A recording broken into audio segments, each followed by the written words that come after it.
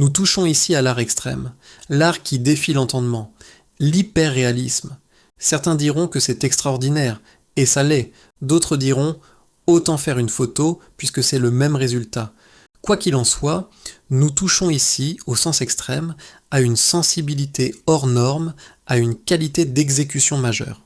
L'hyperréalisme est la maîtrise parfaite de grandes techniques. Avant de poursuivre, sois sympa, abonne-toi.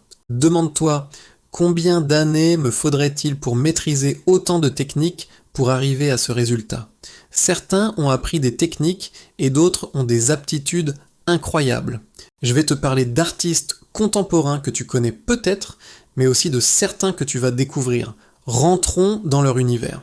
Pedro Campos, un artiste espagnol qui peint des objets du quotidien, bocaux, canettes, fruits, sachets plastiques, etc.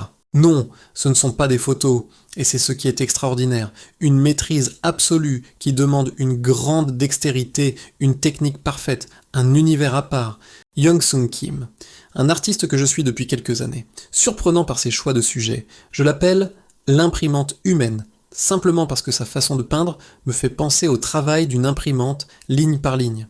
Young-Sung Kim fait ses propres photos afin d'avoir le sujet qui lui convient. Les fonds qu'il utilise sont très souvent gris et ses sujets mis en valeur notamment par ce rendu du verre.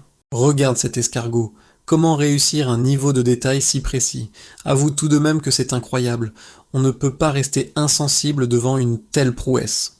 Là aussi tu ne vas pas me croire, Patrick Kramer, un artiste contemporain de génie qui pousse le détail très loin. Il pousse le spectateur à se demander si c'est réellement de la peinture, si ce ne sont pas de simples photographies. Alors pour tous ces artistes dont je te parle, va voir leur travail. Je terminerai par un artiste qui représente à la perfection l'hyperréalisme et le clair-obscur. Luigi Pelanda, dont j'apprécie particulièrement le travail.